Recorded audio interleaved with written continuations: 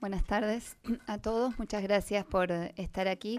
Es un gusto grande hoy estar cerrando la presentación, la serie de presentaciones de libros de la colección de educación superior de la Universidad de Palermo, el cierre del año 2014, con dos amigos de la casa y dos autores, además del libro que hoy estamos presentando. No siempre nos ocurre eso con las presentaciones que hacemos, así que creo que va a ser doblemente rico hoy el debate teniendo a dos autores aquí en la mesa para hablar de su propia producción.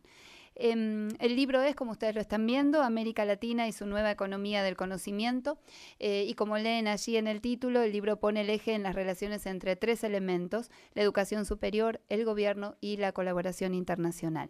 El fondo de todos los aportes del libro, como ustedes van a leer, está en la idea de que el reciente periodo de aceleración de crecimiento en América Latina se ha tomado como una ventana de oportunidad para la región. Y entonces el texto toma como base una serie de reformas que se produjeron en la mayor parte de los sistemas de educación superior de la región en dos sentidos: hacia adentro, ¿no?, estableciendo políticas de ciencia y tecnología que dieron un particular impulso a la investigación, y hacia afuera, con esfuerzos para aumentar la participación internacional y la competitividad de los programas, de las propias instituciones, de las universidades de la región y sus sistemas. El libro, como van a ver, es una compilación de 9 artículos que están escritos por especialistas latinoamericanos y norteamericanos, que giran alrededor de varias cuestiones que son críticas en la educación superior regional con esta perspectiva que les comentaba antes. Por ejemplo, van a leer sobre la autonomía institucional y la gobernanza del sistema, van a leer sobre los aportes de la educación superior a la formación de recursos humanos calificados, hay textos sobre los desafíos de acceso y equidad en la región, sobre los programas de becas para estudios en el extranjero que algunos gobiernos latinoamericanos sostienen, sobre la fuga y captación de cerebros, un debate sobre esos conceptos también, sobre las universidades y empresas norteamericanas y sus inversiones en educación superior en la región, y finalmente sobre intercambios académicos entre América Latina y Estados Unidos. El libro tiene además dos perspectivas que son interesantes. Una es una perspectiva histórica, un raconto histórico inicial para entender cómo se consolidaron los sistemas de educación superior en la región, y además un enfoque comparativo que me parece bien interesante sobre las políticas públicas en educación superior de distintos países latinoamericanos, y un énfasis especial en Brasil, un tema sobre el que quizás estaría bueno volver luego en las preguntas. El editor del libro aquí presente en la mesa hoy para comentarlo es Jorge Balán. Lo presento muy brevemente. Jorge Balán es sociólogo por la UBA y es doctor en sociología por la Universidad de Texas, argentino radicado en el exterior desde el año 1997. Hoy es Senior Research Scholar en la Universidad de Columbia, en Nueva York, donde dicta un seminario sobre políticas de educación superior y contribuye al Centro de Estudios Globales y al Instituto de Estudios Latinoamericanos de esa institución. Durante los últimos 25 años, él ha desarrollado su interés en la educación superior desde distintas perspectivas, desde la investigación aplicada a las políticas públicas, desde el asesoramiento a organismos estatales, agencias internacionales, universidades y centros de investigación, y participando en el debate sobre políticas y administración de fondos de investigación provenientes de la filantropía. Sus publicaciones recientes tratan en particular sobre la investigación y la formación de posgrado en la universidad. Ha sido coordinador del programa de apoyo a la investigación y las políticas de educación superior de la Fundación Ford en Nueva York, asesor de educación en la oficina de la UNESCO en Montevideo, miembro del comité de investigación de la Lumina Foundation en Indianápolis, e investigador asociado de la Universidad de Toronto en Canadá.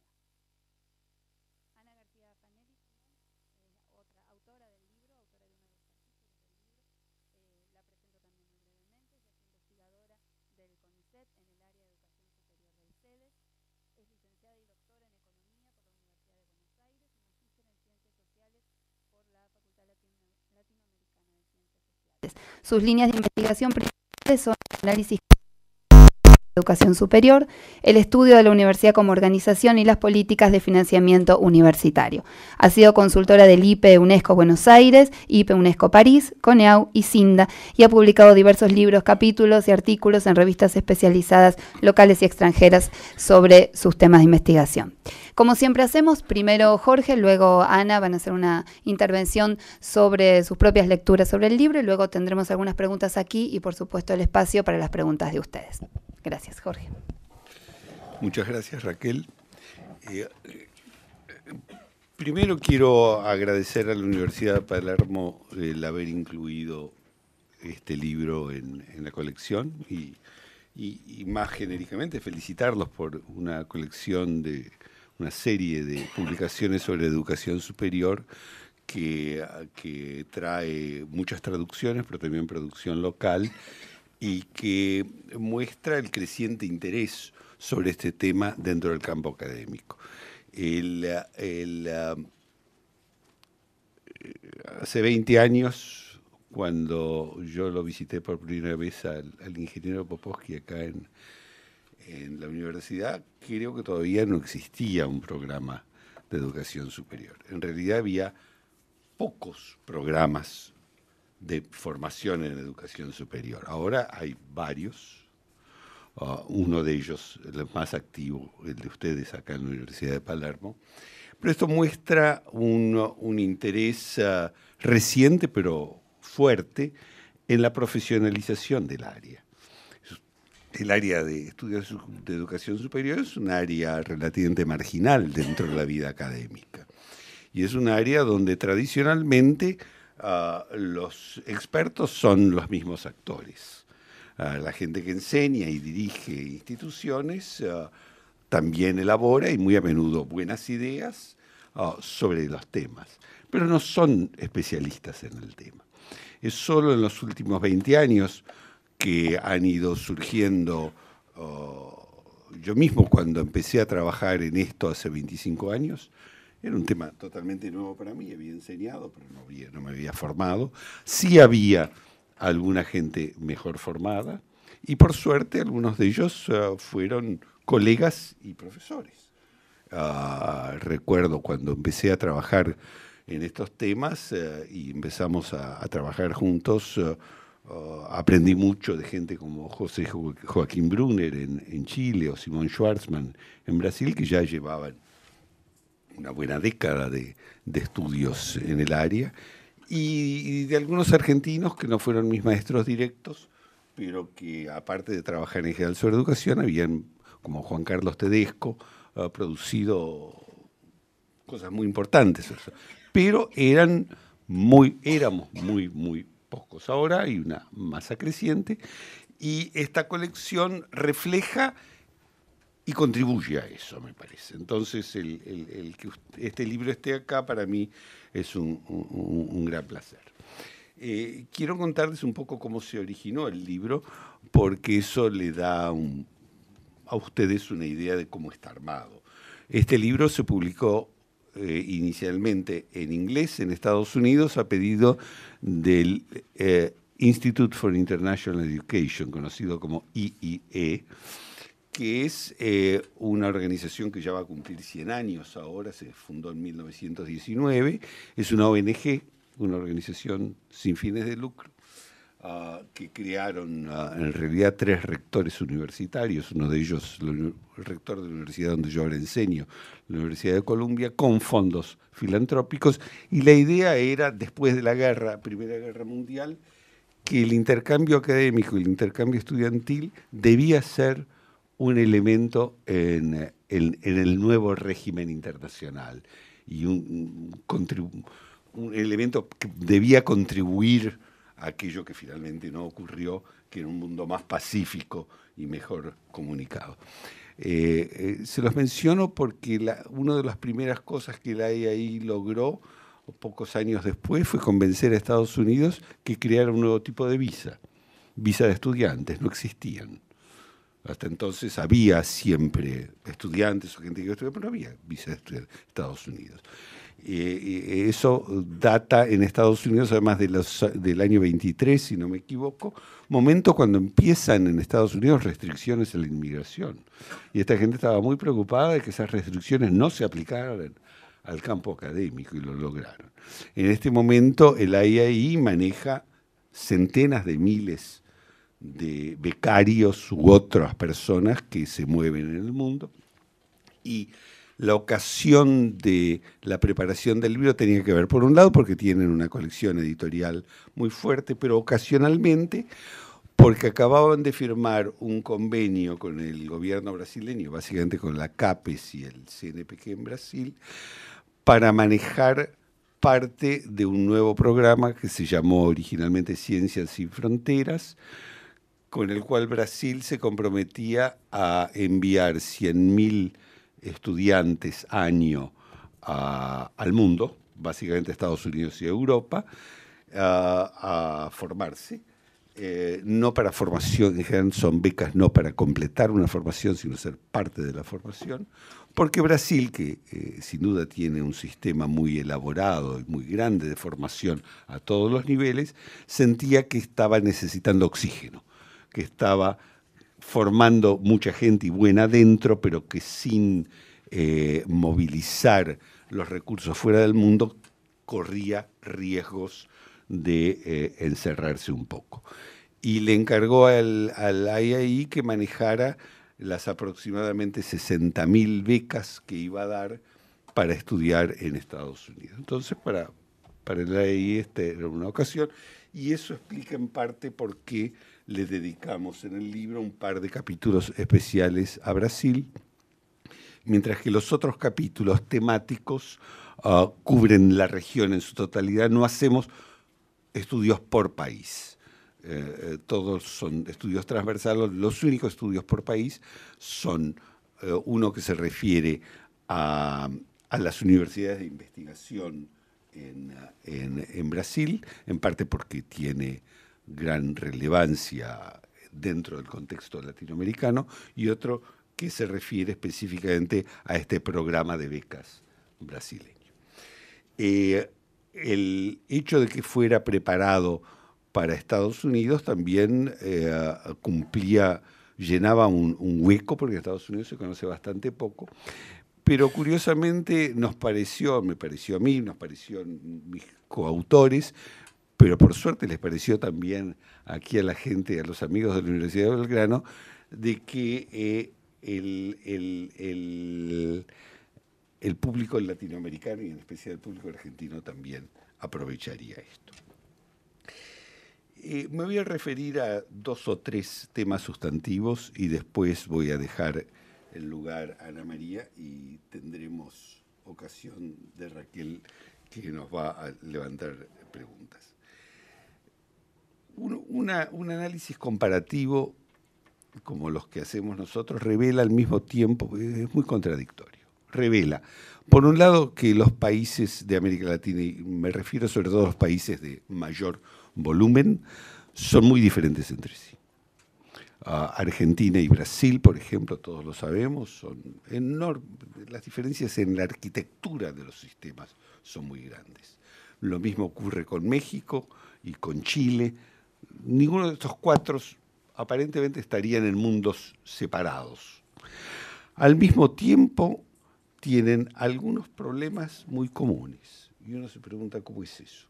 Y son problemas comunes que no son los mismos de otras regiones del mundo. Porque hay problemas de calidad, problemas de acceso, problemas de expansión, etcétera, son comunes con otros países del mundo. Pero algunos problemas son típicamente latinoamericanos. El principal, yo diría, es la dificultad de integrar los sistemas. Los sistemas de educación superior son sistemas muy sueltos, muy poco estructurados. Y sobre todo, la enorme dificultad de incorporar, poner juntos a lo que llamamos sistemas universitarios y sistemas no universitarios.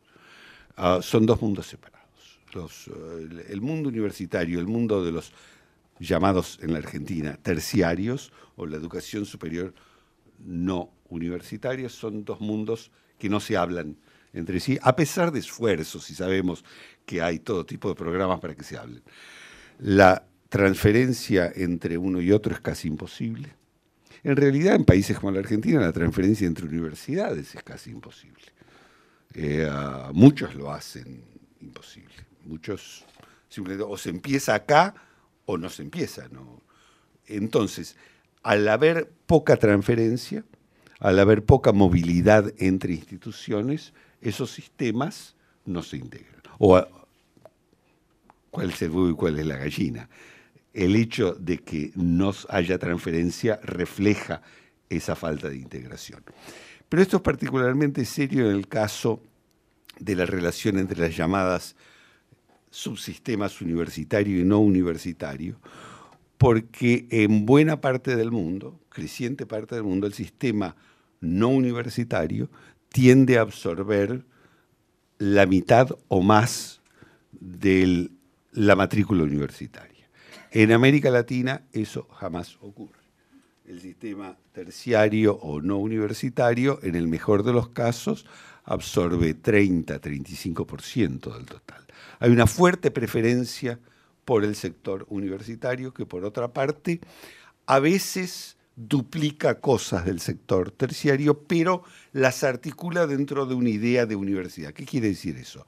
Que tienden a ser cursos profesionales largos. Y eso es la característica de América Latina toda, que lo que predomina el estudiante de educación superior típico entra de lleno después de la escuela secundaria en un programa de formación de largo plazo con contenidos profesionales. Eso es una rareza no solo en Estados Unidos, en Gran Bretaña, en Europa Occidental, en Canadá, por ejemplo. Canadá es el país donde los llamados sectores, voy a seguir llamándolos terciarios para no confundir, son la mayoría, 55%. Incluso en algunas provincias como Quebec no admiten estudiantes directos a la universidad. Los primeros 2 años tienen que ser hechos en esto. Que en la Argentina, por ahí por los años 60, comienzos de los 70, alguien empezó a llamar colegios universitarios, fue mal visto, no se armaron, etcétera, etcétera. Esto es una de las semejanzas que tenemos y es al mismo tiempo una de las barreras que tenemos en los fenómenos que estamos analizando, en la expansión con calidad, en la expansión con mayores niveles de retención y de graduación. Porque la otra cosa que nos caracteriza es tener bajísimos niveles de graduación en casi todos los países de América Latina, que en parte, no solamente, en parte se produce porque la mayoría de los estudiantes entran en programas de larga duración de sentido profesional y al año o 2 años ven que no pueden, etc.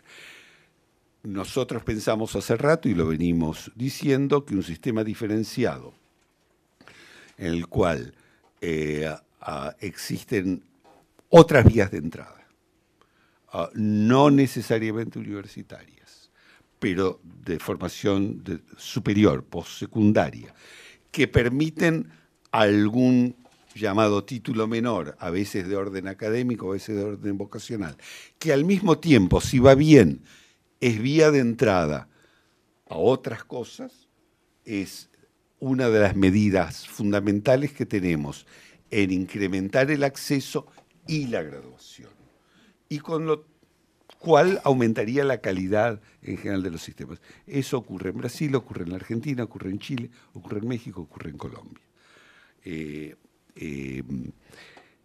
No voy a entrar a discurrir por qué, pero me parece interesante que a pesar, por ejemplo, las diferencias son enormes en el papel que cumplen los gobiernos federales. En la Argentina todas las universidades públicas, casi todas, son, entre comillas, nacionales, lo cual quiere decir dependen del erario federal. Eso no es el caso en Brasil. Brasil es un país mucho más federalizado. Sí existe un sistema de universidades federales, pero hay sistemas de universidades estaduales, que además son, en 2 casos, las mejores del país, las mejores, las universidades de mayor reputación, sin duda, de mayor intensidad de investigación, depende del sistema de San Pablo y del sistema de Río de Janeiro. Y son financiadas por las provincias. Nuevamente, esto es peligroso. Yo no estoy diciendo eso es mejor que lo que tenemos. Digo, son diferencias muy grandes que responden a inercias históricas Y sin embargo, encontramos, como yo decía, esto de que algunos de los problemas son comunes. Aún en el estado de San Pablo, que dedica una cantidad enorme de dinero. El estado de San Pablo es un estado muy rico, es la región más rica de América Latina. Y como ellos tienen un sistema fiscal muy diferente del nuestro, los gobiernos estatales o provinciales, los llamaríamos nosotros, tienen recursos propios muy importantes. Ellos, el llamado IVA, el impuesto al valor agregado, es un impuesto provincial. Entonces, el Estado de San Pablo recauda mucho dinero. Y el 10% por ley, por constitución, de lo que recauda va a educación superior. Pero de eso el 95% va a educación superior, que llamaríamos de universidades de investigación. Ha tratado de crear un sistema de terciario de poca importancia. Llegan momentos como los últimos años de crecimiento económico y presión de la expansión, y el Estado de San Pablo dice, sí, también vamos a hacer algo. Pero ustedes miran en los hechos y la expansión del no universitario se dificulta. En parte es un problema de demanda. Las demandas sociales de todo el mundo, no solo de las clases acomodadas, las nuevas clases medias que quieren educación, quieren universidad. No me vendan eso. Lamentablemente compran mal.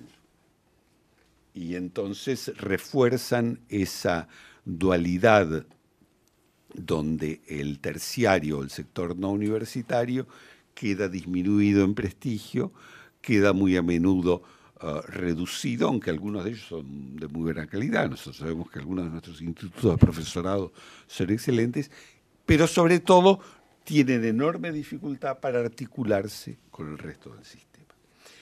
Esto y junto con la otra cosa que yo mencionaría acá y voy a parar, que cierta tendencia histórica a la autosuficiencia. Es como si nosotros hubiéramos hecho la sustitución de importaciones en educación superior, empezamos a formar y bueno, lo completamos acá. Y queda la memoria de que en una época traíamos gente de afuera y también mandábamos, pero si uno mira la movilidad académica internacional, la Argentina, lo mismo que el resto de América Latina, tiende a estar subrepresentada.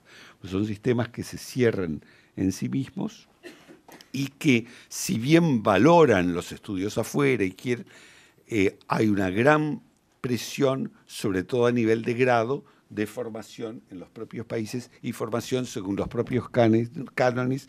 Y si ustedes exageran, lo ven, de sistemas de acreditación que no son transferibles, etcétera, etcétera. Eso es uno de los temas que nos preocupa en este libro, porque pensamos que la cooperación internacional es válida si nos abrimos. Y yo sé que muchos de ustedes piensan que nosotros estamos muy abiertos, pero si uno lo mira desde afuera, vemos que no tanto. Vemos que la movilidad es muy restringida.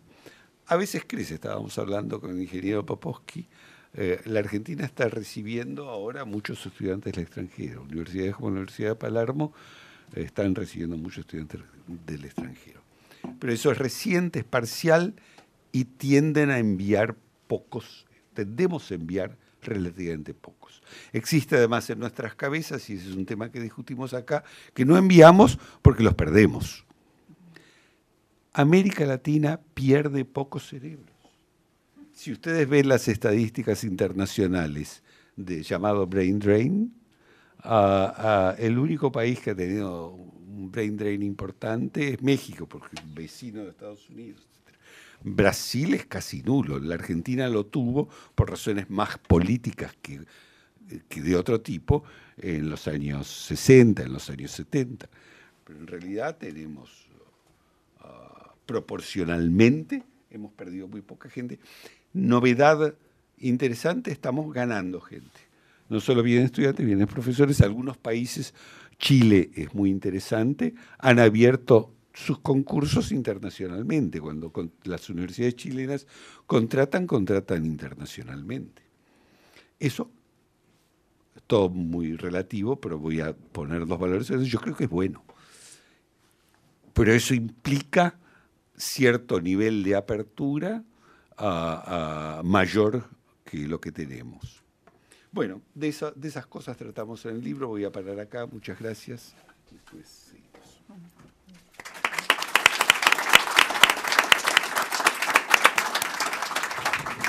Bueno, buenas tardes, buenas noches, casi ya. Y bueno, quiero agradecer también a la Universidad de Palermo por tener la posibilidad de que el libro nuestro esté ahora también en castellano para todos los alumnos que por ahí pueden estar acá de los posgrados que tenemos acá. Y también, bueno, a Jorge, que me dio la oportunidad de participar de la versión en inglés de este libro y ahora también en esta que tenemos en la traducción. Yo voy a hacer referencia más específicamente al capítulo que tuve que escribir, que tiene un nombre así con muchas aspiraciones, formación de académicos, profesionales y técnicos para la economía del conocimiento en el siglo XXI. Y bueno, un análisis comparado en América Latina. En general, mi enfoque comenzó señalando algo que es común en este discurso de esta temática, que es resaltar, obviamente, la importancia que tiene para nuestros países, para toda América Latina, tener cada vez más científicos, profesionales y técnicos formados a nivel superior. Y también traté de contextualizar esta importancia desde un ángulo un poco diferente y que tiene que ver con mis otros intereses, que tienen que ver con mi enseñanza en el grado. Yo tengo una materia en la Universidad de Buenos Aires que se llama Estructura Social Argentina. Y esa materia comienza hablando de demografía. Y justamente hay un tema hoy demográfico que atraviesa todos los temas sociales, económicos, culturales, que es fundamental. Quizás ustedes ya escucharon hablar de esto, a veces en los diarios se empieza a hablar de esta cuestión, que es el llamado bono demográfico. El bono demográfico tiene que ver con un periodo en que cada país atraviesa, en el cual hay una caída, ¿sí? Se va disminuyendo lo que se llama el índice de dependencia. El índice de dependencia es la relación, digamos, en el numerador entre la población potencialmente inactiva, ¿no? Niños, jóvenes, adultos mayores, y en el denominador la población potencialmente activa, que son los que sostienen justamente a los inactivos. Estamos en una etapa beneficiosa en América Latina y en la Argentina en particular también, durante la cual está disminuyendo la cantidad de personas inactivas que están a cargo de estos activos. Y esto tiene que ver con la caída en la tasa bruta de natalidad, o sea, la caída en la fecundidad hace que cada vez haya menos chicos, dentro de muy poco, y ya ocurre en la ciudad de Buenos Aires, está disminuyendo la población de chicos que van al preescolar, es decir, en términos absolutos, digamos, va a ir disminuyendo la matrícula en el preescolar y en la primaria, y esto justamente hace que por un periodo de tiempo es una gran oportunidad, ¿sí? Porque esa población activa tiene más capacidad de ahorro. Ahora, justamente se habla en este sentido de bono porque esto termina. Y termina, bueno, dependiendo a veces qué indicador uno toma, pero para la Argentina más o menos va a terminar alrededor del año 2040, cuando la mayor expectativa de vida que todos estos países tienen hace que la población adulta mayor sea cada vez más importante. O sea, el numerador va a ir creciendo por gente de mayor edad. Y el denominador va a ir disminuyendo, porque los chicos que no tenemos no se van a transformar en la próxima población activa. Entonces esto plantea a todas las economías de América Latina un desafío enorme y un dilema importante, qué hacer para que efectivamente menos activos que va a haber en la población puedan sostener a una población inactiva que además va a ser muy costosa, porque gasta mucho en salud, en seguridad social, ¿no es cierto? Todo lo que nosotros conocemos de los problemas que hoy Europa, por ejemplo, está debatiendo. Entonces, en ese contexto, una respuesta que dan los economistas como una respuesta optimista es lograr que la población activa sea más productiva. Y que sea más productiva implica que esté formada con mayor calidad, es decir, que menos personas logren, con avance tecnológico y mayor productividad, generar un producto que sirva, ¿no?, adecuadamente para sostener esa población. Entonces, pero un poco el dilema que plantea es qué estamos haciendo ahora, ¿no? Si este es un momento para aprovecharlo, si no lo aprovechamos en invertir en la formación de capital humano avanzado, nos va a llegar un momento en que ya no vamos a tener estos ahorros y va a ser un poco tarde. Y encima América Latina no tiene, o sea, este problema se plantea en Europa también, ¿no? Pero claro, ellos tienen instituciones muy consolidadas, tanto en salud como en seguridad social, no tienen como nosotros una alta proporción de esa población activa que es precarizada, está en negro, o sea, que ni siquiera aporta para su seguridad social futura o su salud, con lo cual en América Latina el problema va a ser doblemente grave respecto de lo que ya se avecina en los países más desarrollados. Es en ese contexto en que yo trato de encuadrar la lectura de algunos indicadores y, si se quiere, un poco el dramatismo de algunos indicadores en América Latina cuando uno compara, ¿sí?, la población en cuanto a capital humano avanzado, ¿sí? Hay que hacer una aclaración así muy genérica, y es que los datos que uno usa, que centralmente son o los datos que provee la OECD o la UNESCO para hacer estadísticas comparativas internacionales y de América Latina, siempre tienen algunos problemas, es decir, nunca son perfectamente comparables, pero bueno, es con lo que podemos usar y es lo que efectivamente trabajo en este texto. Algunos de los temas, sí, que abordo en forma más cuantitativa, digamos, analizando descriptivamente y cuantitativamente la situación en América Latina, tienen que ver, uno, con qué proporción de la población adulta tiene educación superior completa. Y aquí uno encuentra que mientras que en el promedio de los países de la OECD es alrededor del 32% y algunos aún más, en América Latina suele ser por debajo del 15, del 10% en algunos países. En el caso de Argentina en particular, que como estamos en este público, digamos, acá en este contexto, voy a centrarme también en lo que voy diciendo, un poco el contexto de Argentina dentro de estos países de América Latina. En el caso de Argentina en particular, realmente yo en el texto pongo 19%, porque ese es el dato que en ese momento no tenía todavía los datos finales del Censo de Población 2010, entonces usé la encuesta permanente de hogares, pero con el censo de población es menos, es el 15% de la población adulta de entre los 25, bueno, 69 usé porque es el dato que me permite, tal como está publicado el censo, en tramos de edad, ¿sí? Y lo más grave es que cuando uno mira los grupos más jóvenes, no hay gran diferencia, es decir, frente a la población adulta total de aquellos que han alcanzado educación superior.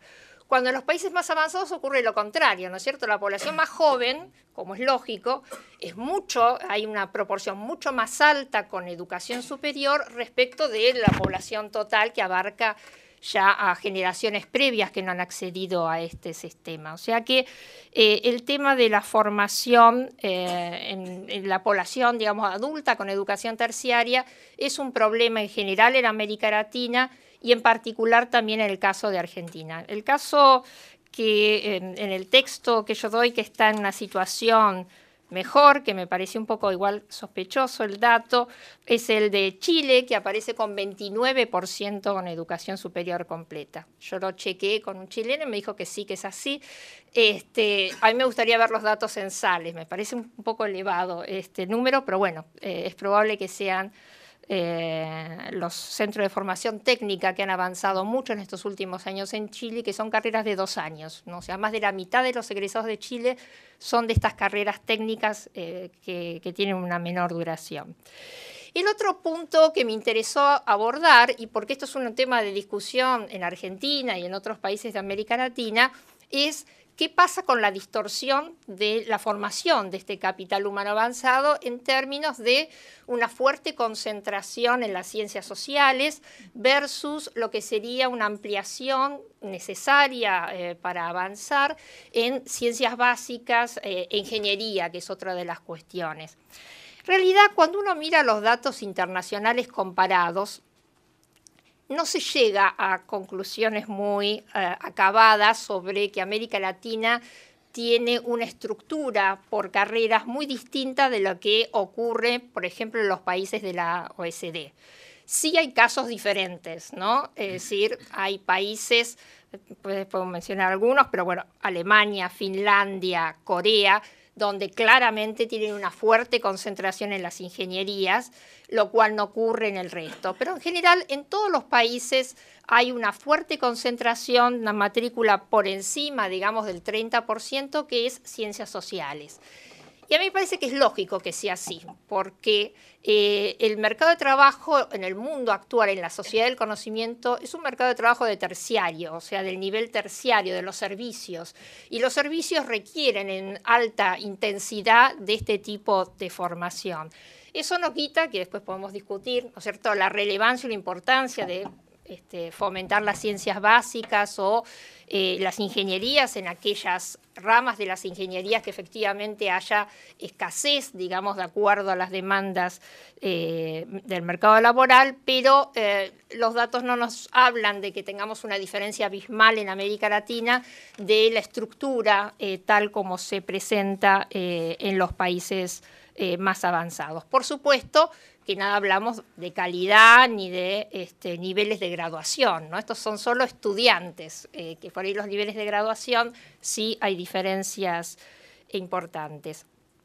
Para poner simplemente un par de números en este sentido, uno encuentra que los países de América Latina más o menos hay entre un 30 y un 35% de estudiantes en ciencias sociales, y en Alemania hay un 22% o en Corea un 21%. O sea, claramente estos países tienen una estructura diferente. También es cierto el tema de las ciencias básicas, pero si miramos, por ejemplo, el caso de Argentina tiene un 7% de su matrícula en ciencias básicas, y en los países avanzados Estados Unidos tiene un 8%, ¿sí?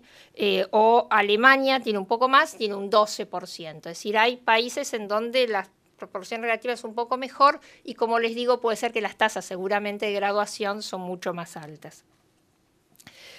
Lo mismo también pasa con las ingenierías, ¿no es cierto? En la estructura de las carreras de ingeniería hay algunos pocos casos que sobresalen, pero el promedio de los países presenta estructuras semejantes. El otro punto es, mirando algunos datos de las encuestas permanentes de hogares, uno saca conclusiones a partir de la literatura y de la información que todos sabemos, que en general invertir en educación superior es una buena inversión. Cuando hay información sobre tasas de retorno, porque estas son mucho más altas en promedio para los que tienen educación superior, tienen tasas de desocupación más bajas, acceden a empleos de mayor calidad, es decir, empleos formales de mayor calidad. Sin embargo, el problema que tienen todos estos datos que estoy brindando ahora, que dan esta visión adecuada de la educación superior, en el caso de América Latina en particular, es que es una información sumamente agregada, que es la que nos brinda las encuestas permanentes de hogares. Y en realidad lo que uno encuentra es falta de información en América Latina en general que permita dimensionar efectivamente si la capacidad, las habilidades, las destrezas con las cuales se forma a este capital humano avanzado en América Latina se corresponde con los requerimientos del mercado laboral. Este es un antiguo tema y, como dice un especialista en educación superior sobre esta temática, que es Ulrich Teigler, un alemán, dice que en realidad es sumamente complejo, difícil poder planificar ex ante cuáles van a ser los requerimientos a este nivel de capacitación avanzada tan sofisticada, que por otro lado demanda mucho tiempo en su formación. y que entonces la solución mejor para nuestros países, más que pensar en una planificación de qué requerimientos de capital humano avanzado uno va a necesitar a futuro, es proveer de mejor información a los propios estudiantes al momento de decidir su carrera sobre la situación del mercado laboral al momento en que toman esa decisión. Y en general es muy complejo la producción de este tipo de información y solo unos pocos países de América Latina logran a través de observatorios laborales o observatorios de graduados y demás generar un cúmulo de información que les permita a los estudiantes ex ante de tomar su decisión o los aspirantes de tomar su decisión, saber bien a ver qué tipo de carreras me conviene seguir en función de cuáles son mis probabilidades de obtención de un empleo, cuáles los rangos de remuneraciones que puedo llegar a obtener, en qué ámbito geográfico se demanda dentro de mi país ese tipo de profesión, etc. Hay algunos pocos casos en América Latina en donde esto se hace, quizás el caso más emblemático que produce mejor información es Chile. Mi futuro laboral, se llama así la página, toma un grupo de carreras tanto de grado como técnicas de las más importantes de atracción de los estudiantes y brindan a través de Internet una cantidad de información increíble en torno justamente a digamos, con información que les provee lo que sería rentas de allá, digamos nuestra AFIP, y por otro lado lo que ellos también recopilan a través de seguimiento de cohortes de estudiantes sobre distintas cuestiones que tienen que ver justamente con la posibilidad de inserción laboral, los distintos salarios dependiendo de las distintas profesiones y demás, ¿sí? También hay observatorios de graduados y demás interesantes en México o en Colombia, en donde también se provee de información sobre esta cuestión, pero en general lo que uno nota en el resto de América Latina es una escasez importante de datos alrededor de esta cuestión y lo que ocurre también es que el diseño de las políticas que se puedan hacer efectivamente tratando de promover ciertas carreras que se consideran importantes para el desarrollo humano y económico y social de los países, no existe información que la sustente detrás. Son más bien impresiones que surgen a partir de charlas informales con empresarios, con distintos grupos del ámbito del mercado laboral, pero que no están sustentadas en datos, en análisis, en proyecciones sobre lo que va a ocurrir a futuro. Justamente Jorge mencionó el caso de San Pablo. Ellos hicieron un estudio muy interesante de prospectiva de qué tipo de empleos iban a necesitar a futuro y en parte en consistencia, digamos, con esto que yo dije del bono demográfico, ellos dicen que a futuro lo que se van a necesitar son empleos relacionados con la calidad de vida y el envejecimiento de la población. Mucho biotecnología y nanotecnología aplicada a la medicina y a la salud, por ejemplo, y temas de recreación, ocio, es decir, todas cuestiones que hacen a las poblaciones del futuro y que en general nuestros países no están pensando con esa idea y tampoco están produciendo información alrededor de esta cuestión. Yo en otro trabajo que justamente estamos haciendo ahora para otro libro de Palermo, menciono que el último censo de población de la Argentina, el censo 2010, eliminó una pregunta del censo vinculada con qué carrera estudiaron los graduados universitarios. Es decir, que lo sabíamos en el 2001, pero en el 2010 no podemos saber cuántos ingenieros, médicos, abogados, físicos, químicos hay en la población argentina, ¿sí? Entonces, un ejemplo de los datos también reflejan la importancia estratégica que una vocación de desarrollo que pueda tener el país hacia futuro le permita sustentar después en políticas acordes. Y por último, el último tema que abordo en este capítulo, con esto también cerraría, es el que justamente menciona Jorge, que es el sector terciario no universitario. Y hace un año y medio aproximadamente participé de un proyecto que hizo el IPE París, analizando el desarrollo de los terciarios, sobre todo terciarios técnicos, en 3 países, en Brasil, en el caso de Colombia, en el caso de México. De estos 3 países, el único que realmente tiene desarrollo de los terciarios es el caso de Colombia.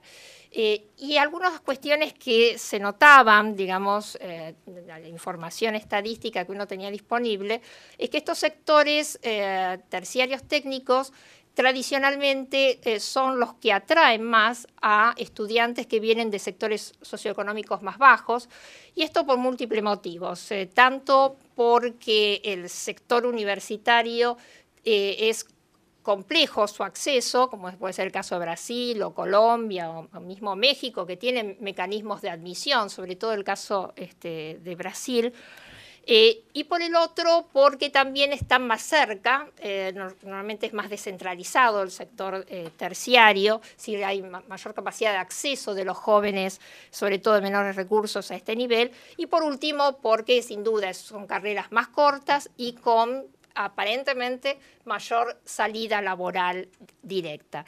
De todos modos, lo que uno nota en América Latina de este terciario técnico, que técnico en su mayoría es también ciencias sociales, es decir, no son terciarios técnicos de ciencias duras, digamos, de tecnicaturas vinculadas más con tecnología, la ingeniería, sino tecnicaturas vinculadas justamente, la gran expansión es con el área de administración y salud. Salud es una de las áreas que más expande este terciario técnico en América Latina.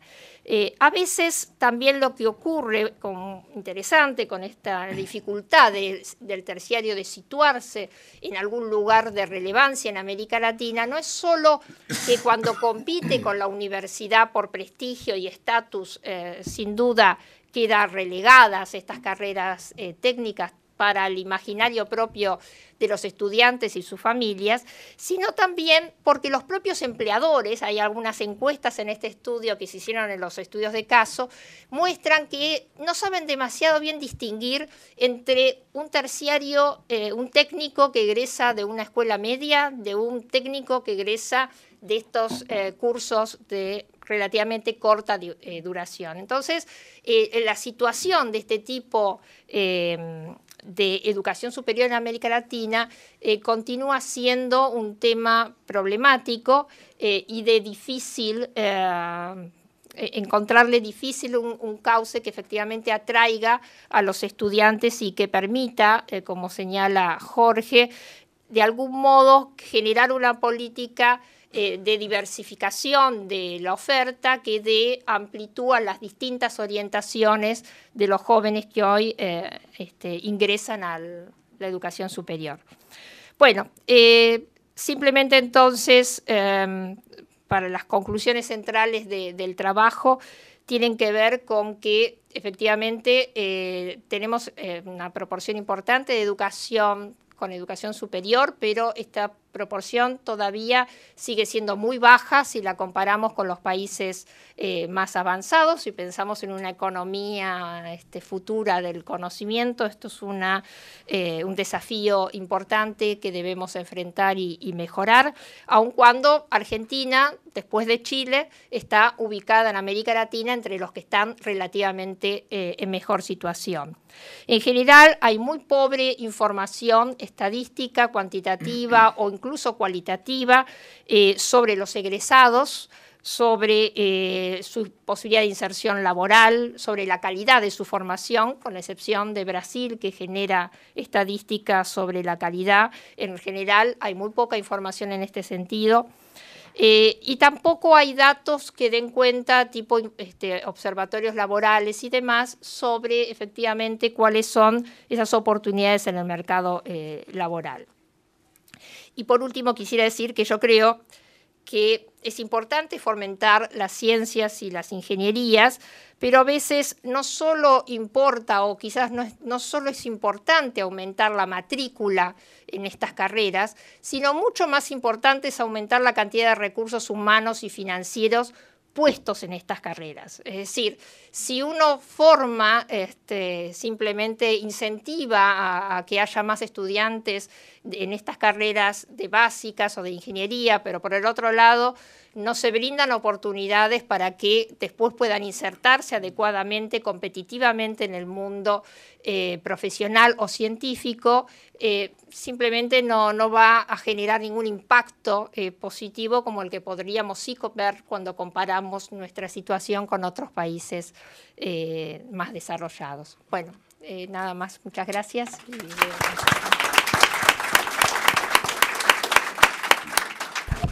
Muchas gracias, Jorge y Ana. Me gustaría aprovechar la perspectiva comparada de la mayor parte de los trabajos y el énfasis puesto en el libro en el caso de Brasil, que planteaba Jorge al comienzo, para preguntarles desde sus miradas cuáles serían los ejes más importantes para poder comprender el sistema de educación superior brasileño, sus fortalezas y sus desafíos también.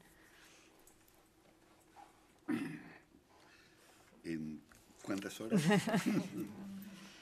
En el fondo, la descripción es muy sencilla.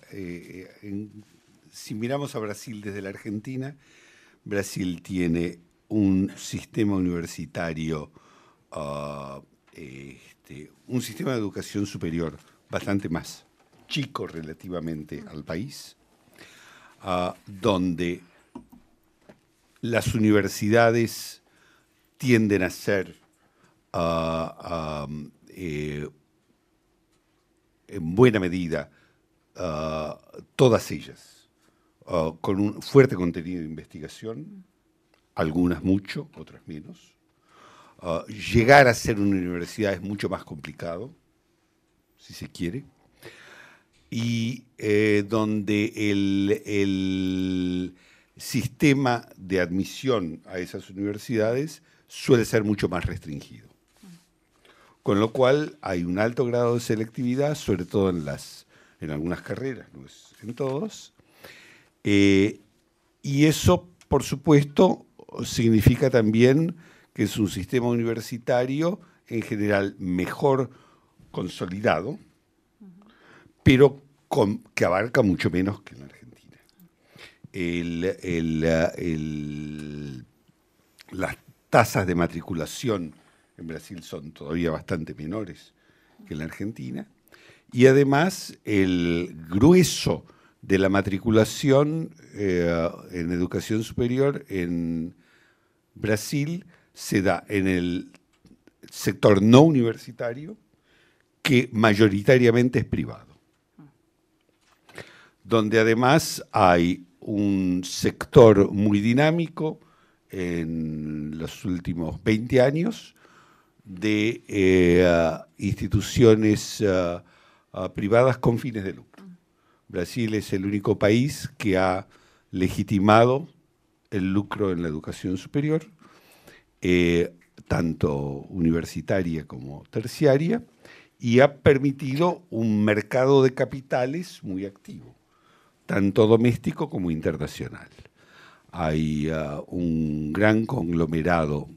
En realidad eran dos sistemas que ahora se juntaron de instituciones privadas con capital doméstico, que tiene en este momento cerca de 2 millones de estudiantes, y un sistema que es parte de un sistema internacional, de una multinacional basada en Estados Unidos, que tiene poco más de 1 millón de estudiantes.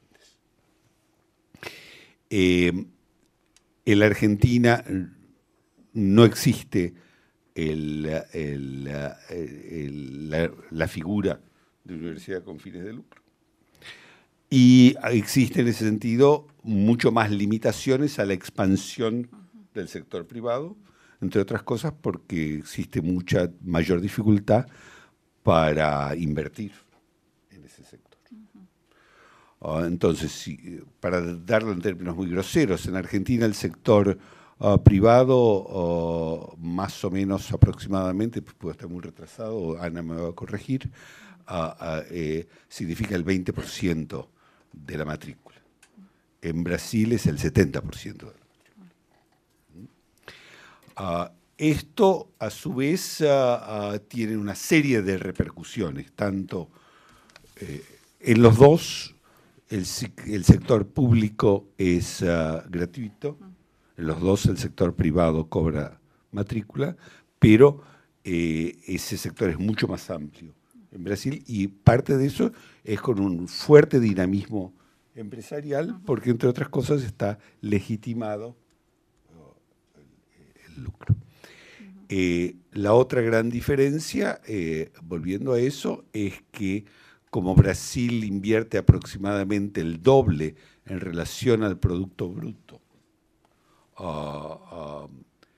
que la Argentina en investigación, y lo gasta prioritariamente, no solo, pero prioritariamente en el sector universitario, Brasil cuenta con un sistema de universidades, sino de investigación, con una fuerte densidad de investigación, mientras que en la Argentina, que hay buena investigación y se hace en las universidades y fuera de ellas, están diluidas esa tarea de investigación en universidades más grandes, de baja selectividad, donde se juntan muchas otras cosas. Esos son algunos de los elementos. Pero estos elementos tienen origen histórico y sería muy complicado. Entonces son dos sistemas muy, muy diferentes. Agregaría solamente, Sí, como a lo que dijo Jorge, pensando en las consecuencias, ¿no?, de estos dos modelos en la Argentina versus Brasil, porque bueno, los que estamos en educación superior siempre miramos, ¿no es cierto?, lo que ocurre sobre todo en nuestros países vecinos para entendernos mejor y ver y compararnos. Yo creo que Brasil claramente apostó y efectivamente tuvo efectos positivos, y en parte Chile también, en formar y concentrar recursos y formar a una élite profesional y científica de muy alto nivel. Al punto que el último ranking de Shanghái, por ejemplo, que es el ranking más focalizado bien en todos indicadores que tienen que ver con la investigación y donde refleja sobre todo la investigación en las ciencias justamente básicas. Yo quedé muy impresionada con que dentro de las 500 mejores universidades, Brasil tiene 6 en este momento. Y la primera de todas, San Pablo, está en el rango de las más de 101 a 150, es un rango re alto. Nosotros en la Argentina tenemos una, que es la UBA, que está en el rango, en el último, entre las 400 y 500. ¿Sí? O sea que claramente todos esos recursos que Jorge comentó están puestos concentradamente en un grupo pequeño de docentes que tienen altísimos niveles salariales y buenísimos equipamientos para hacer investigación, y esto rinde como fruto justamente esto. Ahora, la contraparte de esto es que ya creo por los últimos más del 70%, ¿no es cierto?, % de la formación tiene lugar en lo que llaman estas facultades aisladas, que forman a los profesionales también que se van a incorporar al mercado de trabajo y con baja calidad. O sea, que la sociedad, el mercado de trabajo brasileño también va a recibir a un 70% o lo que sea de graduados formados en condiciones de muy baja calidad. Y esto tiene también sus riesgos y sus desigualdades y su impacto sobre la sociedad. O sea, lo bueno es que se formen graduados relativamente homogéneos y con buena calidad, y que también se formen a la élite. Nosotros, personalmente pienso que tenemos dificultades para formar la élite porque siempre distribuimos mucho más equitativamente los recursos entre un poquito a cada uno, y entonces hay poca concentración, dificultad para que nuestros investigadores ganen salarios. Otra vez tuvimos aquí con Marcelo Raboso, y estamos haciendo un proyecto conjunto, una entrevista con un químico, y me decía, bueno, el problema que tengo es, el becario CONICET gana 9.000 pesos, y con 25 años es este chico de química, lo contratan en AISA como sueldo de ingreso 16.000.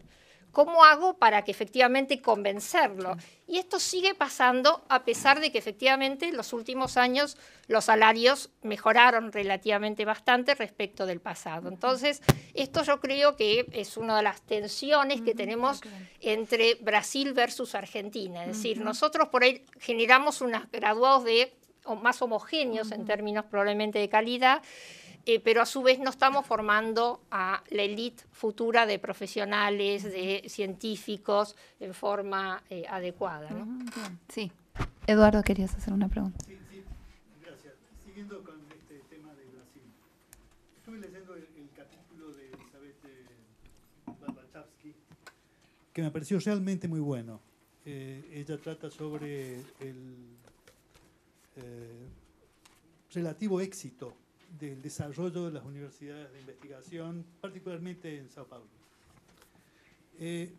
La última línea del trabajo, o las últimas dos líneas, ella plantea una pregunta que a uno le estaba surgiendo, y es, en un contexto de crecientes turbulencias, dice, y en donde además hay una creciente conciencia de la legitimidad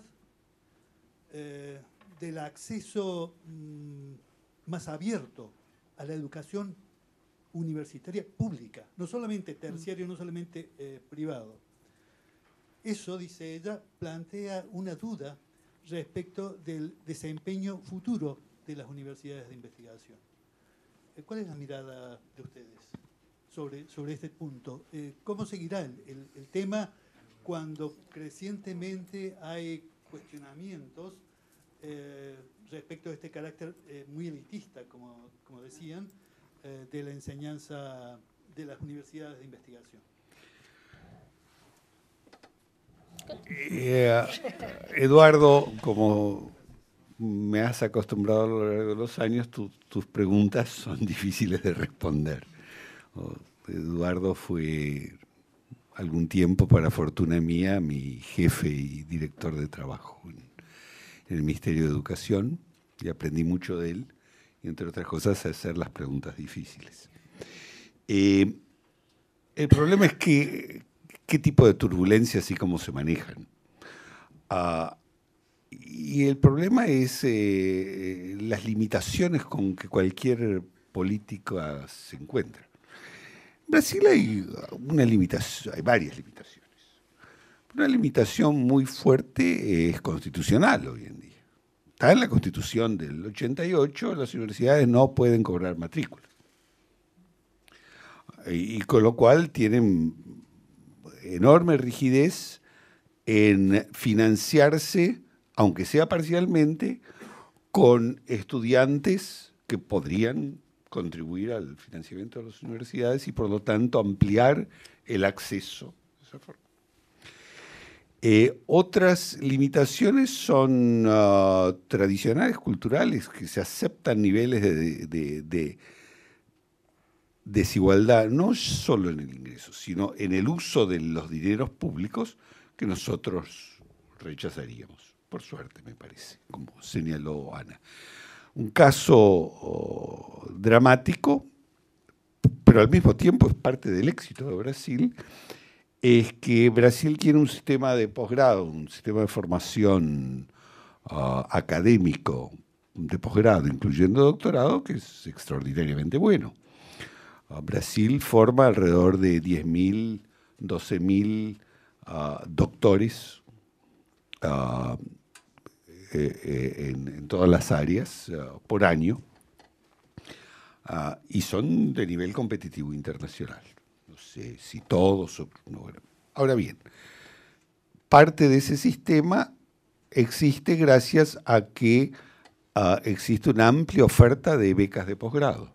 Entonces ocurre que nosotros tenemos que las mejores universidades disponen de becas, no cobran matrícula para hacer formación de posgrado, con la lógica de que eso es una inversión para el bien público y que todos van a ser académicos y van a terminar siendo profesores. De hecho, la mitad van a terminar en el mercado privado con excelente formación, por ejemplo, en biotecnología o en ingeniería, o lo que tú quieras, y han sido hasta los 30 años, 32 años subsidiados por el Estado. Eso es insostenible. Al mismo tiempo, obviamente, tienen muy buena gente y en cantidad. Pero es esa tensión donde habrá que ver cómo se las ingenian para salir. Ha habido fuerte presión, yo creo que equivocada, por estas mismas universidades ampliar el acceso con cosas como, por ejemplo, hemos hecho en las universidades públicas argentinas, donde lo hacemos rutinariamente, agregamos cosas, pero esas universidades que yo llamo no fuertes, sino gordas, tienden a perjudicar a los sectores más dinámicos de alta calidad. Entonces, ahí, y eso es, digamos, es fácil decirlo, pero es muy difícil cambiarlo, sobre todo cuando estamos en sistemas muy rígidos que ya están inscritos en la Constitución o en las tradiciones muy fuertes. Sí, Marcelo. Sí, pregunta tanto para Jorge o Ana, porque no es que voy a hacer una síntesis de lo que dijeron ustedes, pero algunos de los puntos importantes que se mencionaron. Y los problemas que enfrenta el sistema. Baja tasa de graduación, problemas en la formación de la élite, baja integración del sistema de educación superior, la necesidad de mayores recursos, hablando de recursos financieros. Sin embargo, desde mi punto de vista, y un poco también lo dejaron traslucir, creo, y ustedes me lo van a decir, algunas de las medidas que comenzarían por lo menos a cambiar un poco ese paradigma o ese círculo poco virtuoso, tiene que ver con medidas que son políticamente incorrectas y bastante difíciles de llevar a cabo, de tomar, inclusive hasta de proponer. Y depende en el ámbito en que uno las proponga, las puede salir hasta con un tomatazo. ¿Cómo se puede lograr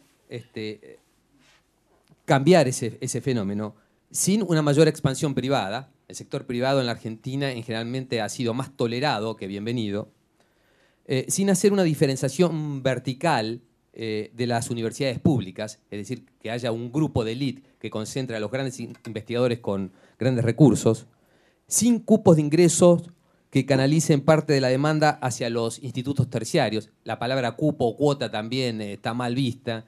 Entonces, digamos, es como que nos enfrentamos a una especie de pared donde las posibles soluciones para los problemas casi que están desde lo cultural vedadas. ¿Cómo ven esta disyuntiva o este problema? Difícil.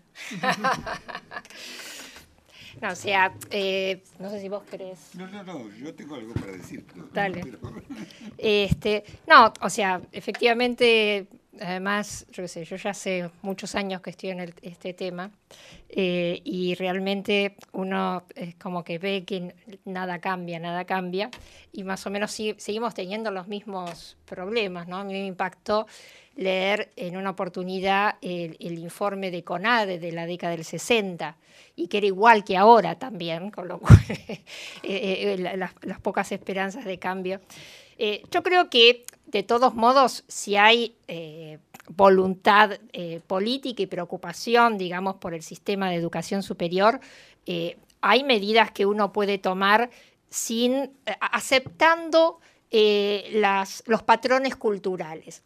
Es muy interesante un dato que da el último Education at a Glance, que dan como 3 indicadores, ¿no? Uno que tiene que ver con el niveles de acceso que hay en cada país a la educación superior, otro que tiene que ver con los niveles de graduación en la población adulta que alcanza ese país, y otros con lo que nos llamamos nosotros el nivel de tasa de terminalidad, es decir, los que ingresan, qué proporciones terminan. Y uno ahí lo que encuentra es distintos modelos. Un modelo como Japón, donde el acceso es muy bajo, pero el número de graduados es alto porque es muy eficiente en términos de graduación. o un modelo como Suecia, en que una alta proporción, casi parecida a nosotros, no termina la educación. Sin embargo, tienen el número de graduados necesarios en su población adulta semejante al de Japón. Con esto quiero decir que no todos los modelos son iguales y que en el caso argentino, que uno efectivamente hay una fuerte vocación por la equidad en el acceso, habría que trabajar mucho más la vocación por la equidad en la permanencia y la graduación y ver qué estrategias se pueden diseñar en este sentido y quizás asignar mejor los recursos, es decir, muchos recursos que se usan para X fines tanto educativos como no educativos puestos en la educación superior, yo creo que sin duda rendirían frutos si vienen acompañados con políticas bien diseñadas, monitoreadas y hechas con seriedad. Yo creo que el problema es muchas veces la improvisación, la falta, se diseñan programas y nunca se los evalúa, no se mide el impacto, es decir, que lo que hay es una serie de acciones sin impactos y medidas reales. Me parece que tratar de copiar el sistema de Brasil o el sistema de Chile, lo único que va a dar lugar es a que no hagamos nunca ningún cambio, justamente por todas estas cuestiones complejas, culturales, de historia que tiene nuestro país. Pero yo creo que eso no impide que efectivamente si hay alguna vocación seria, se puedan hacer cosas que tienen que ver también con mecanismos de admisión que realmente generen algún mecanismo de selección sin que implique que aquellos que quieran estudiar puedan de algún modo acceder a algún tipo de institución del sistema, ¿sí? Porque si no, lo otro, todos lo sabemos, es algo un poco cínico. Dejamos que todos ingresen y después en el primer año la mitad se va, nadie se preocupa por eso y seguimos adelante. O sea, yo creo que la auténtica y progresista preocupación por la equidad pasa por el tema de la retención y la graduación y no solo por el acceso, ¿no? Entonces yo creo que trabajar más esos temas y hacerlos con una seria preocupación por la equidad y también empezar a evaluar más la calidad de los graduados, por ejemplo, que nosotros no tenemos ninguna idea sobre la calidad de nuestros graduados. Yo creo que todo este tipo de medidas pueden incentivar, como lo ha hecho la CONEAU con otras medidas semejantes que también parecían imposibles, ¿no? Un poco lo que señalaba Carlos Marquís en la presentación del libro anterior, cuando se habló por primera vez de calidad, nadie hubiera dado en ese momento ninguna chance de que en la Argentina se podía hacer las cosas que se hacen, como acreditar carreras de grado. Hoy se hacen, se aceptan y generan impacto. Yo creo que con la misma tónica de cambios se pueden hacer otros si hay voluntad política y disponibilidad de recursos para asignarlo como la educación superior si realmente es un elemento importante. ¿Sí? Como yo puedo ligarme cualquier cantidad de tomatazos, porque vengo de afuera, voy a decir que en una de estas cosas pueden ser puntuales, como las que menciona Ana, y hay cada vez más conciencia de que hay que mirar. Para mirar al tema de progreso y graduación, tenemos que cambiar las instituciones. Las instituciones no son perversas porque nacen perversas, son perversas porque tienen incentivos perversos. Las instituciones se comportan en general para adecuarse al sistema de la mejor forma que pueden. Ojo, sistemas que son complejos y no todas reaccionan frente al mismo sistema, etc. Ahora, una de las pocas formas que conocemos de cambiar el sistema de incentivos institucionales es patear el tablero. Patear el tablero es lo que de vez en cuando han hecho gobiernos fuertes, lamentablemente, de corte dictatorial, a veces con más suerte y a veces con menos suerte. El sistema de posgrado en Brasil fue establecido por la dictadura militar, básicamente, lo mismo que la fuerza del CAPES, etcétera. Ellos pensaban en un sistema muy elitista y lo lograron, pero la parte buena también quedó. Nosotros, en los mismos años, finales de los 60, 70, pensamos en una diversificación del sistema, solo que no duró mucho tiempo. En el caso argentino me parece que la forma menos discutida, pero más de largo plazo de patear el tablero, tiene que ver lamentablemente con reformas más globales del sistema político que tienen que ver con un federalismo mejor entendido. Nosotros somos solo en apariencia un país federal. ¿Por qué pongo el énfasis en el federalismo? Pues yo pienso que las instituciones se empiezan a comportar mejor cuando tienen más claras raíces locales, cuando responden a presiones locales, a mercado de trabajo local, a intereses económicos, a grupos empresariales locales, etc. Pero si nosotros tenemos un sistema de universidades federales que depende 100% del gobierno federal y que el Congreso crea para satisfacer presiones clientelísticas en cada región, pero que después no tienen una forma de articularse social, económicamente con las economías regionales, no vamos a tener presión alguna para que esas nuevas... Nosotros hemos creado 20 nuevas universidades públicas en los últimos años. Se han restringido mucho las privadas, pero han crecido mucho las universidades públicas. Pero, en fin, habrá algunas buenas, otras malas, no lo estoy hablando, pero digo, sin una idea de que ellas van a responder realmente a un modelo diferenciado. El modelo diferenciado solo va a ocurrir con una verdadera descentralización que tiene que pasar por una descentralización fiscal. La medida en que las universidades públicas, como ocurre más con las privadas, pasen a responder a presiones locales, van a tener que adaptarse a esas necesidades realmente. Y si no, están siempre jugando. Y algunas lo que hacen es esa dualidad que conocemos también, que por un lado tienen una base acá, pero en realidad están pensando en un centro de posgrado en otro lado que se financia en otra forma, en fin. ¿Sabe? Que trae una serie de distorsiones enormes, todas ellas basadas en que el erario federal es el que sostiene eso. Alguna vez, de vez en cuando, alguna gente habla de la provincialización del sistema público. Así dicho, es muy riesgoso, etcétera, pero ¿por qué no? Yo creo que está ocurriendo lo contrario, por supuesto está ocurriendo lo contrario. Yo creo... Se han nacionalizado dos provinciales. Claro. Yo le veo mal futuro a un sistema institucional que está básicamente dependiendo de las finanzas federales y políticamente del Congreso Nacional. Si no cambia eso, me parece que el sistema público, que es muy grande y muy diverso en Argentina, tiende a vivir en un ambiente de incentivos perversos. Martín, sí. ¿Alguien está levantando? Sí, estaba él y después usted.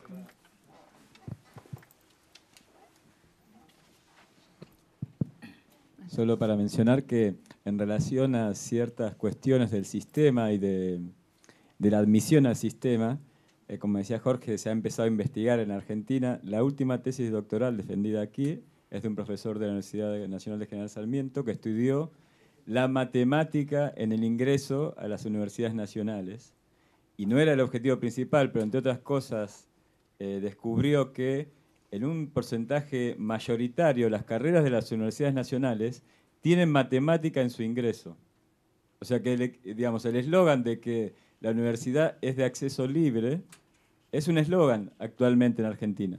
Porque en la mayoría de las carreras los estudiantes tienen cursos o preuniversitarios o universitarios donde hay incluso matemática, ¿no? Incluso aunque la matemática no sea parte de su área disciplinar, digamos, ¿no? O sea que también, aunque el sistema plantea ciertas políticas, las instituciones y los académicos resignifican, digamos, esas políticas y transforman la regulación, creo, ¿no? Y eso es importante mencionarlo, nada más.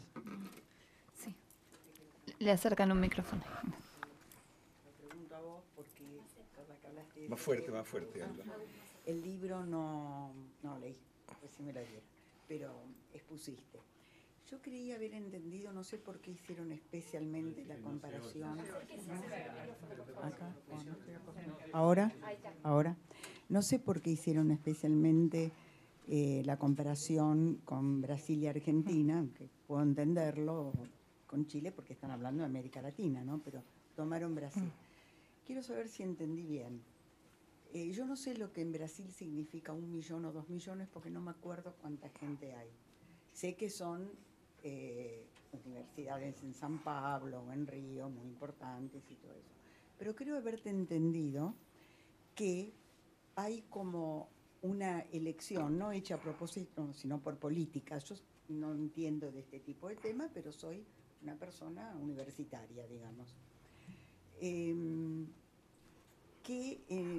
Tenemos que elegir, no tenemos que elegir, acá lo explicaron muy bien, que hay que mejorar muchas cosas de la educación acá y que tienen que ver también con la inversión económica. Entonces, si en Brasil vos dijiste que hay gente muy bien formada, pero que está destinada a la facultad para una élite, además es paga, o sea que no todos pueden acceder. Entonces, versus Argentina, que mucha gente tiene acceso a las facultades, porque muchas no son pagas, y de hecho, una pregunta que te hago, dijiste que la UBA tenía un ranking no sé qué número, pero dentro de la Argentina, la UBA, en lo que yo leí, está mejor considerada que gran parte de las privadas. No que todas, pero de gran parte. Entonces, es como una elección, es mejor, supongo que me vas a decir que eso no es mejor, pero no sé cómo decirlo, tener una formación que solo corresponda a las élites para el futuro, pregunto, o una masividad como hay en Argentina, donde hay muchas nuevas facultades, donde quizás muchas son terciarias, no tienen quizás el nivel de la universidad, que quizás la política es mantener más gente, entre otras cosas, fuera de la droga, aunque en la facultad también hay, pero haciendo cosas en vez de estar por la calle, porque es gratis, o sea que lo pueden hacer. Yo conozco, estuve en reuniones con presentaciones de libros, donde gente de ciertas villas, de ciertos barrios muy bajos, tienen acceso a esas nuevas facultades y los aparta de Paco y de otras cosas. Eso por un lado. Por otro lado, no me parece que salgan tan mal los estudiantes, que todos hemos estudiado acá, quizás no hay después estudios superiores, más que los que se perfilan para otros países, que es también de gente de élite, que pueden ir a otros países. Sería muy bueno que esos cursos para graduados se puedan hacer acá, pienso yo. Pero me parece que el nivel con todos los defectos que hay en las universidades así llamadas estatales, que requieren de mayor financiamiento justamente en investigación, ahora se progresó pero falta un montón, me parece que si tuviera que elegir entre lo que ofrece Brasil por el futuro, pienso, mucha más gente formada hasta un cierto nivel, y hay cierta gente que siempre como élite tiene acceso acá, en alguna facultad o en otro lugar, que poca gente, buenos ingenieros, buenos médicos, como puede haber en Brasil. A mí me parece Brasil un modelo societario que yo aspiraría para el futuro. Tampoco la Argentina hoy en día, ¿no? Claro. Sí, una breve aclaración a lo que mencionó. O sea, en Brasil la formación de la élite es gratuita. O sea, lo que es al revés. Lo que pagan son los que no logran ingresar a las universidades más de élite. Eso como una aclaración. Sí, yo no lo, digamos, sinceramente no lo planteé, o cuando hicimos la comparación, es un poco la inquietud de cómo lo planteó Raquel. No es una idea de que Brasil es mejor que Argentina, o no es esto el espíritu. En realidad, yo creo que pensando en esos chicos que de nivel socioeconómico más bajo, que cada vez terminan la educación media y que acceden a la educación superior y que, como usted señaló, tenían problemas serios, digamos, en su hogar, y esto es una oportunidad. Yo creo que justamente si los dejamos entrar y al año les decimos no están formados para estudiar, eso es un fracaso psicológico y social, digamos, también muy grande. O sea, no es que dejarlos acceder resolvemos este problema de la inclusión, ¿sí? Y sinceramente creo que lo que uno ve por los sistemas más avanzados es que cumplen las dos cosas, ¿no? O sea, formar a las élites y formar también a la masa de profesionales técnicos con cierto nivel de calidad. Por ejemplo, el modelo finlandés, que era todo el mundo mira con admiración. Ellos en el año 91 dijeron, las universidades no se pueden masificar porque tenemos que conservar cierto nivel. Entonces crearon los politécnicos. Los politécnicos, escuelas, digamos, formación de tipo terciaria. Hoy los politécnicos ya son universidades, en realidad las llaman universidades aplicadas o politécnicos, que forman a gente justamente que tiene más inserción profesional directa. Y todos con altísimo nivel supuestamente de calidad, como lo hacen los alemanes con los Fachhochschulen, que los salarios de los técnicos que egresan de ahí son de alto nivel. O sea, que no impide una cosa que se logre la otra. Es decir, que uno forme una élite científica, profesional, de futuros dirigentes políticos y empresarios con alto nivel, no quita que también nos ocupemos de formar con calidad de acuerdo a las aspiraciones que tenga cada uno. Yo creo que lo importante es que ningún joven les digan, como puede ocurrir sin más en Alemania, en su sistema un poco más rígido, si optaste por ir a un politécnico en Finlandia, después nunca más te vas a poder trasladar a seguir una carrera universitaria. Mientras uno tenga libertad de elección de poder trasladarse a un sector u otro, yo creo que hay que pensar en que los chicos no todos quieren lo mismo y hay que justamente brindar una oferta más diferenciada de calidad, no de segunda, no de terciarios para ponerlos ahí a los pibes y que no entren a la universidad. Ese no es el propósito detrás. Obviamente es lo que ocurre muchas veces, ¿no? O sea, un poco lo de Chile pasa eso, ¿no? Los centros de formación técnica tienen baja calidad y los chilenos hoy están muy preocupados para ver cómo pueden levantarle el nivel de calidad a los centros de formación técnica, que obviamente son los que masivamente van los chicos de menores recursos, ¿no?